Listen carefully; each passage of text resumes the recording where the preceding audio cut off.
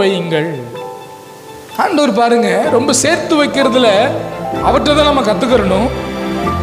மீதம் இருக்கிறது நம்ம கண்டுக்கிற மாட்டோம். 5000 பேர் சாப்பிட்டுட்டாங்க, திருப்தி ஆயிட்டாங்க, நம்ம போயிடுவோம். ஆனா மீதம் இருந்ததை கணக்கெடுக்க சொல்றாரு, அதை சேர்த்து வைக்க சொல்றாரு. அவ்வளவுக்கு பொறுமையுள்ள ஆண்டவராக, எல்லாவற்றிலும் கணக்கு கொடுப்பதில் சிறந்த கடவுளாக இருக்கிறார். ஒரு சிறு பையன் கையில இருந்த அந்த அப்பங்கள் அன்றைக்கு அவன் மனம் வந்து கொடுத்ததுனால அன்றைக்கு ஒரு பெரிய அற்புதம் நடந்தது.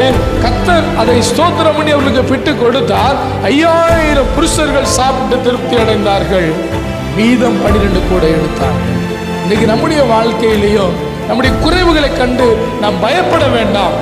சீடர்களை போல இவ்வளவுதானே இருக்கு, நம்ம என்ன செய்யலாம், நம்முடைய வாழ்க்கைக்கு பல தேவைகள் இருக்கு அப்படி நீங்க கலங்கலாம், புலம்பலாம். ஆனால் ஒன்றை நாம் புரிந்து கொள்ள வேண்டும், உங்கள் குறைவுகளை நீக்க, உங்களுடைய குறைவுகளை மாற்ற, உங்களுக்கு நிறைவை தர